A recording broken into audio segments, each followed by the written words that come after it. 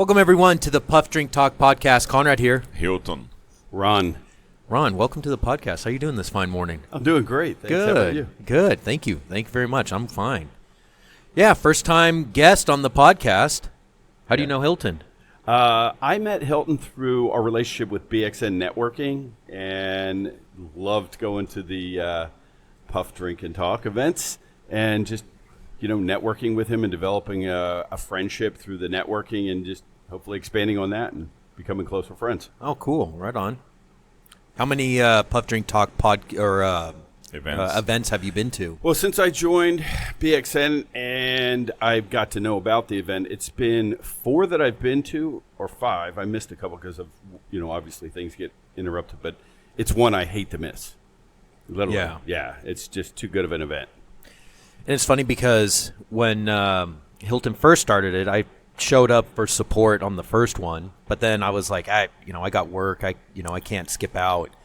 And every single time that we have different guests or George will show up because he has a little bit more of a flexibility on his schedule, everyone goes like, God, it is the best networking event around here. It is. In the Austin area. It is. And that's so cool. I promote it like crazy because I think He brings a lot of people. Really? Oh, that's awesome. I promote it like crazy. That's awesome. Yeah. It's funny. It was not supposed to be like that. It was literally supposed just to have a few people that would like to meet and then hang out because they don't do any networking. And then, hey, but come to these because over here you're going to eat a steak. And I was cooking the steak at the beginning. You know what I mean? Yeah, I remember that. So now it's impossible. I have to have a dedicated person, cooking it because I cannot do it. Yeah, the first ever one, I was like, Hilton, you need any help? Like, what can I do? I just felt out of place. I'm not a small business owner, so I'm not really networking too much. And he's like, no, I got it. Just enjoy yourself. But he's running, sweating everywhere, just getting everyone, happy and satisfied. But, I mean, the first one had about 30, 40 people? 30, yeah. 30? I mean, it was still a good turnout for... I opened up for 25 people. Can you believe it? Oh, geez. So here's my thing. This evolved from something you had as a dream in your head about, getting these people together. But how long have you been doing it now? I'm just curious. February last year. Wow. It's really evolved then into something it's powerful. not that long ago. But No. Yeah. It wasn't something in my head. The podcast is something that I love. Yes. I know. That's why I have 2 podcasts. I have, Puff Drink Talk with Konrad and then Loose Cannons with Charles and Becky. Yeah. And, of course, Puff Drink Talk is George and Dylan, but Dylan got married, so the first years of marriage, potentially he's going to disappear, and then he's gonna come back around. He shows up for work, but anything else, it's not happening. Well, many of us have been there, so. Yeah. We know, yeah. We know. And then, but, the podcast is what I'm passionate about, Yeah. I don't like missing it at all. I think sitting down, having good conversation, it's all that Konrad and I did. Every single time, I'm friends with Konrad for 10 years now. Yeah. Wow. And it's like every single opportunity, we just sit down and talk. So it's like, it's not something that, and then I was like, hey, why don't we put a podcast together? So then we did. So that was the idea. And then the event was Dylan's were like, why don't we do an event to bring some people over here? And I was like, okay, let's do it. But let's do it in Brazilian style, crazy. Well, and that food is absolutely outrageous. It's just the ribs this time. We changed the rub of the ribs. And and also we did in a charcoal smoker, not in a pellet grill. I threw the pellet grill away. The smoker for ribs. And we did it with a charcoal one, with an offset kind of thing. It was night and day. Really? Yeah, it fell off the bone. Literally fell off the bone. It was moist. It was delicious. It was rich. Oh, God, it was just beautiful. It was nice. I had 2 ribs this time. Normally, I don't get any. I don't know. I asked Becky because I was doing the front desk as Dylan was doing the cigars because then Dario was on vacation. And Becky, she actually brought me 3 ribs, and I was like, oh, It literally was the first event that I actually ate. How about that? At your own event. Yes, I always just go and grab something and then but I never really eat. When you're hosting, yeah. your mind is elsewhere besides food. But because I was like standing at the front desk. Yeah, I was going like, to say you were doing a lot of the greeting of people. Where Yeah. normally Dylan did that in the past. Yeah. The past events I've been to. Okay. Yeah, he was managing the cigar bar. Okay, gotcha. we were selling under Dan Dowry's license. So because I was on vacation, so I hired Dylan to do it. So, If you ever need help with stuff like that, you can always ask me. I'm more than Yeah, I happy to know. pitch in. the thing is, during the event, I get so busy that I forget that I have friends. Yes. You know what I mean? Yeah, yeah. So that's the thing. Yeah, it's getting caught up in the moment. Yeah, Yeah. that's exactly what it is. Yeah. Hey, but what do? Talk about a little bit about you. And this podcast is about you, not about us. Yeah. Yeah. All right. So I am a very unique brand of an insurance agent, in my opinion, anyway, and many people seem to think so. I had the opportunity to grow up in the industry of construction, and I got, like I was mentioning to you guys earlier, sometimes I get a little bored of things I do. So I took construction as far as I could until it was burning me out, and I became an adjuster.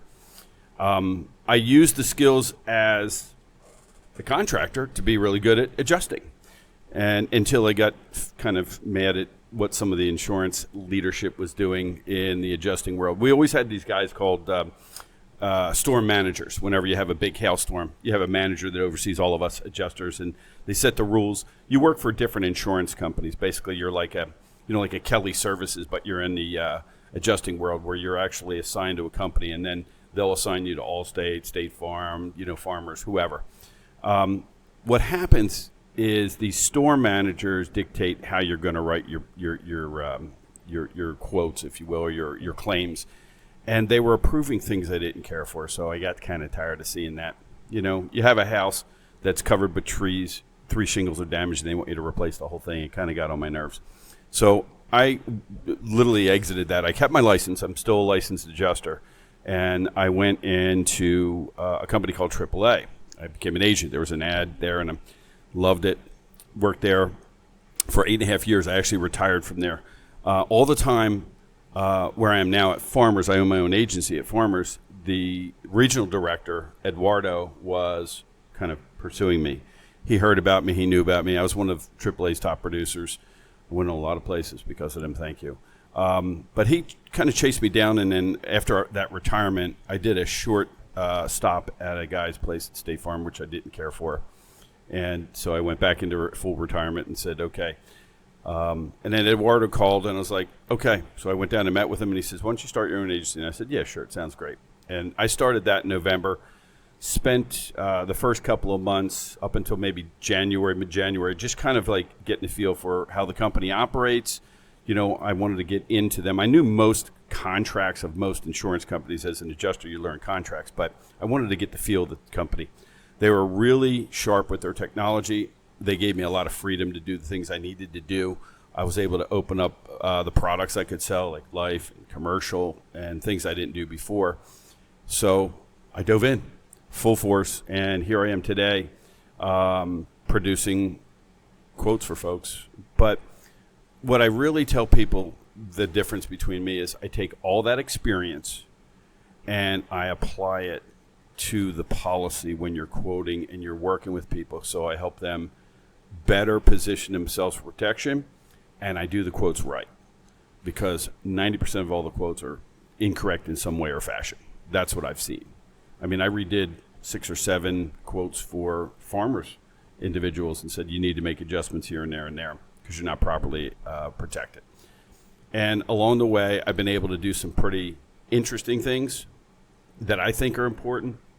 I had the Dolans of Dolan Mortgage come in and ask me for some help. 10 different insurance companies couldn't get this particular client satisfied because the rate was coming in at $2,500 to $2,200, and it needed to be way down for them to make this work. So the problem was all the insurance companies were valuing this particular home at $290,000. The house is being sold for $142. The appraiser came in at $157, and I said, wow, how are we going to do this? None of the insurance companies would lower the value of the house because that's what their systems are telling them. So what I did was I put on my construction hat. I wrote a contract like I was going to rebuild the house. I applied my credentials as an adjuster and as a contractor, and I got on the phone with management, and I said, look, we got to do something here. And I provided all these facts. They lowered the value down to $180 from $290, and we were able to drop the price of the insurance down to $1,600, and it worked for both the mortgage person and, of course, for the realtor. So this is what I bring to the table. This is what makes me a little bit different. Yeah. You have that insight of an adjuster as a construction manager and everything to be like, listen, these numbers aren't right. I build a lot of houses. Yeah. I drive around this 10, probably show you 300 or 400 or whatever places that I've touched, did roofing, did build outs, did internal, whatever. I do have that knowledge, and that knowledge does help when you're structuring things. It helps when you're doing the quote. That's what I do differently. Well, and what's amazing is that Farmers was able to give you that leniency and be like, listen, you're on to something, because I guarantee you there's a lot of other places that would be like, no, our system is the system, and if it says this is the value, then that's the value. Yeah. Oh, that's cool. That's really cool. Yeah, it was good. Definitely. So that's me. That's me in a nutshell. Yeah, he sometimes when I see him talking to people, and I still have to have him looking at because I am insured with Farmers for the business, and then I still have to get you to look at my insurance because it could be that you can even lower my price and get me better coverage by covering the right things, not covering the things you need. Yeah, not covering the wrong things, because that's what he does. You're paying $5,000 for gutter insurance. Like, what are you doing there, Hilton? You want to hear two crazy ones that I just recently did? Yeah. You'll be amazed at this. I'm working with a security company right now. Okay. Now, they're a security company, mind you, but All they have terrorism insurance on their policy, and I'm scratching my head. Why do you have terrorism on your policy? Yeah. You're a security company. We're not defending you against terrorism. So that was an interesting one. But here's one I did up in Dallas for a business owner. This one's really interesting. So I'm not going to mention any company names because I don't want to badmouth anybody. Sure. That's not what I'm trying to do. But this company has is two twins. They own a internet sales company, which they have inventory, and they own a building, very much like we're in now. And the building was insured for $800,000. Mind you, it's a $1.2 million building. The inventory was insured for $250,000. Interestingly enough, the policy combined the two companies as one, which is a problem if they ever go forward. If there's a claim, both companies get affected if they do business separately or have to sell it or something. Right. And what I did was I analyzed this and I tore it apart, made two separate policies, got them insured for $1.5 million on the property, $550,000 on the inventory, two separate policies, one for each company, and ended up saving them some money along the way, too. Really? Yeah. Now they're properly insured. Right. You follow me? Yes. And I was going to say, because, I think that's how most people approach insurance, is they either have no idea and they just go, do whatever magic you do and give me the best rate as possible. Well, what I found, most insurance agents go after the 15% savings, and they don't focus on the real end game, which is proper insurance, because 47%, you missed it the other day at BXN, I held up a big pie chart I made for myself, and I had a 47% up there. 47% of all homeowners claims in the state of Texas are declined. Now, why does that happen? Yeah. Okay, and what does it do to the person? Okay, number one, it affects their clue report, which is their claims. Because once you make a phone call to an insurance company, it's a claim, whether you use it or not. The second thing it does is it could potentially cause them to have a policy canceled. Okay, and the third thing is it could increase their rates. Okay, these are things that you want. Well, why didn't they notify their agent, or why didn't their agent, reach out to them when that happened? My clients are trained to call me first. You know why? I'm an adjuster still. I've been in the past week on several of our partner networkers' homes that they represent for clients determining yes, file a claim, no, don't file a claim. I was just on one for Boccia Porter. Okay, I don't want them to file a claim because it's not a claim. Right. It's just problems, Yeah. So I avoided them from dealing with that. And that's the things that I offer all my customers. I personally go out and view the situation before it becomes, a claim. And then and if they need to, I can help them write the claim and turn it in. Here you go. Really? Yes. Huh. I do that for all my clients. The difference, let's say if you go on the internet and then find a really cheap insurance because you just went to this website and then you got an insurance, right? Well, and that's what I'm just throwing out a number, but I'm going to say 95% of people when they think about insurance That's do probably, anyways. They're like, what's going to save me the most money and what's going to cover my ass if an accident happens? And that's all they do. I'm guilty of it. I'm not going to lie. Yeah. Well, and there is a lot of you see advertisement now that's like, hey, insurance, $450 a month, whatever it is, right? They put a number, and then if you go to this website, it's going to be $67 a month. But you're not really accounting for.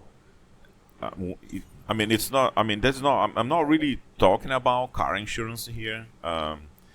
Which also it's bad if you don't have all the coverages. It bites you back. But what I'm talking about is something more, which is house, businesses, and home whatnot. insurance. Because Yeah, car insurance exactly. is just a car. Exactly. Unless you have a death involved in an accident or something like that, right? Right. But the problem that I see with people is like, oh, I'm just gonna file this claim, and then you get rejected with the claim because there was no claim, right? So you'd be better off having an agent that you can call in and say, hey, I need help with this. Like even if it is a car and then you have hail, they will go like, okay, so let me help you put this thing together. Don't check their check if they send it to you. Don't drive into those places. Let's do it properly. Right. And what I mean? And then you get it done all at once instead of kind of trying to navigate yourself. Because, hey, I do flooring. I don't do insurance. You do hiring and management people. Yeah. You don't do insurance. No. He does insurance. So he knows. You know what I mean? That's the thing. It's like using the expertise of the person. But not every single agent is the same. You know? There'll be some agents that are nice, but they're like, hey, I just bought this agency and now I'm an insurance agent. It's like, okay, yeah, what do you know about insurance? I know that I have to sell to make money. You know what I mean? And how do they sell? I'll save you money. I'll save you money. I'll save you money. But is it really about that? What happens, I use this analogy of a jar half full and a jar that's empty, okay? And everybody thinks the full jar is what they actually have, when in reality, that jar that's half full is the insurance they currently have. And what I try and do is show you what you have and make sure it aligns with what you need. Does that make sense? Yeah. Yeah. No, absolutely.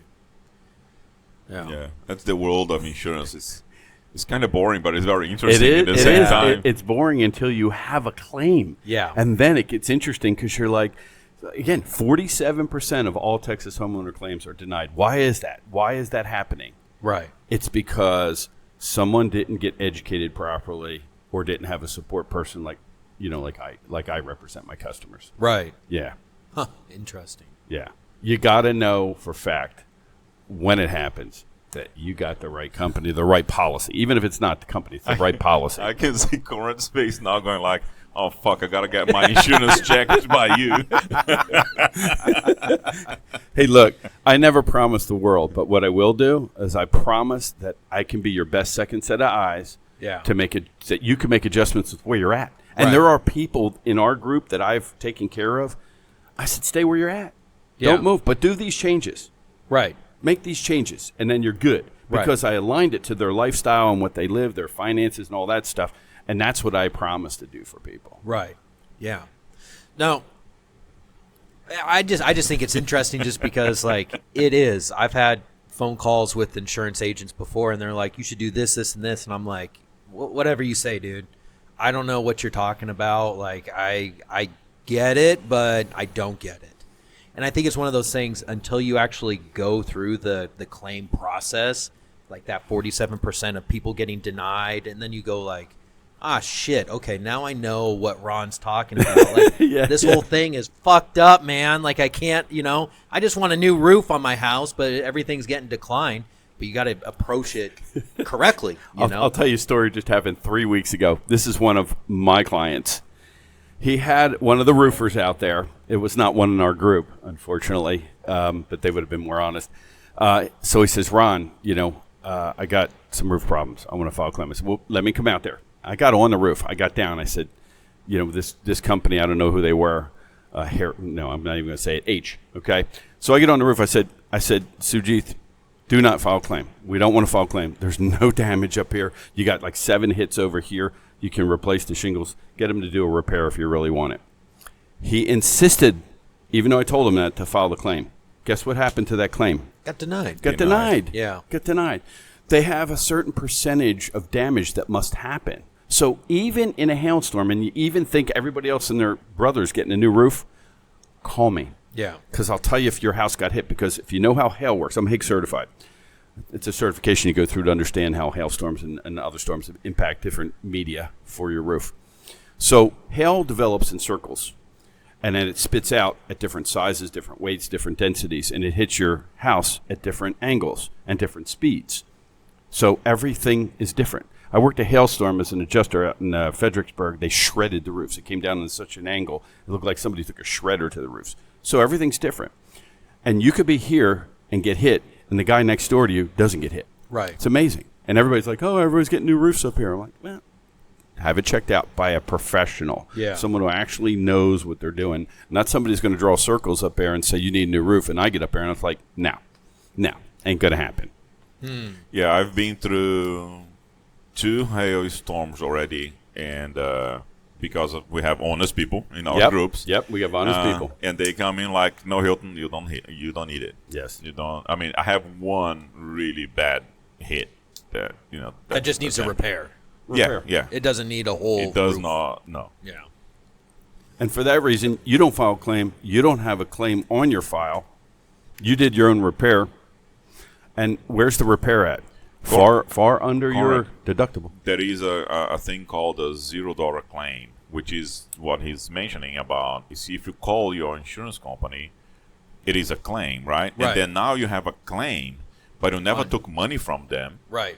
But you now are going to be paying more money to them because you just called them up. You used the person on the phone, for whatever time. Yeah. That you to talk to file your claim, and then it's a $0 claim because it's been denied. Right. But now it shows on your report. Oh, you have, let's say, for the past 10 years, you have 8 claims instead of having 2 claims, which is the natural, way of going about it. 2 that were accepted versus 6 that were rejected, and the 2 that yeah. And then, so how does it work as far as the claims that you do open up? Do insurance agencies and companies look at that and be like, okay, this person is just filing claims willy-nilly, like we need to increase our prices on that? How does that work? Well, not exactly. They're gonna look at let me give you an example. You're in the current insurance. You filed a couple claims over the past 5 years, and your insurance is going high, so you go to shop it. Guess what the new companies see? All of the claims. All those claims. Yeah. And so they're going to rate it accordingly. Now, I have the ability to shop around to literally hundreds of insurers, but they're all going to be within a range. So they're all going to see the claims. They're going to say denied, denied, denied. And they will deny faster than you can imagine today if you have too many claims. Now, weather claims, specifically roofing, aren't as viewed as harmful as a water claim or other types of claims. Okay. Just so you know. Okay. I'll give you a classic example of the difference. Okay. I have a client that had a roof claim, got it replaced, had another roof claim, got it repaired. No problem when they shop to accept it. Let's flip the coin. I have a guy that wants to be my customer really bad because he got a $1,500 increase. He never proceeded on the second claim. 2 water claims. He had one about 3 years ago for $45,000, destroyed his whole floor. Naturally, he had a good claim. Right. Last year, He filed another claim for a small water leak out of his bathroom. It wound up being a $150 repair. But he called. Jesus. He never had a company come out. He never had an adjuster come out. But his rate went up $1,500 because he had a water claim.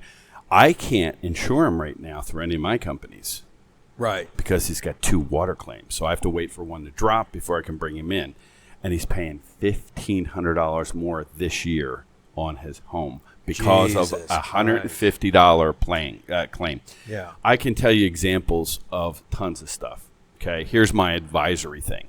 So John Schumann with American Eagle Plumbing calls me up because his client had a burst hot water heater, and there's water damage. So I get on the phone. John said, Ron, can you help my client? They want to understand their policy. I said, okay, who do you have? Because I know most policies. I said, here's the 2 angles you can go in. Okay, find out what it's going to cost for them to repair. If you go with a restoration company, it's going to be somewhere between $17,000 and $20,000 on average because they come in and that's what they do. It's going to be paid by your insurance, but you will pay your deductible, Right. and you will not pay for any of the plumbing utensil repairs. Okay, because that's not included. It's the peril that impacts your house that's paid for. Many people don't realize it, and they look, oh wow, I had to pay $5,000 plus I had to pay $3,000 for the plumber. Well, yeah, that's not included. Read your policy. I educate people on their policy so you know what to expect. But they could have done it a different way, and they could have just hired a local guy, a small repair guy that knows drywall. He could open up, dry it out. Maybe it's underneath the cost of their deductible. Right. This is where I guide people to. Like, here's what you're looking at, A and B. If you need some help, I can come out and look at it. She chose to do it, through the restoration company, and I assume it got resolved. But plumbers call me all the time on stuff like that, and I will consult with the client even if they're not my client. Oh, really? I like helping people. Yeah. It's just me. Yeah. I want people to win in this game, not lose. There is a real estate agent in BXN, and then she was like, I don't want to file a claim because it's just like a little water leak from the roof that came down. She fixed the roof, and whatever it was, her deductible would be around $9,000, something like that. Wow. Right? Yeah. And then, so I go in, I measure, I look at the jobs, like, hey, we can do it all for you for $4,000. And then, so she did not have to file a claim, and we got her floor fixed, and the walls she had already fixed. So probably she spent about the deductible, but she does now not she doesn't have the that claim. Yes. open against her. In between like the drywall portion and the flooring and everything else, she probably spent about maybe less than the deductible. But I remember because she came to me after I've met her for the first time like a year before. But she's always seen people talking about me during the networking events and stuff. But she's been doing real estate for years, or 35 years, and she knows a lot of different flooring companies, right? And then she had 4 of her flooring vendors, and that they all wanted telling her that no, the floor is not matchable, you cannot match it, and you have to file a claim, and we do your whole house, $40,000 job, right?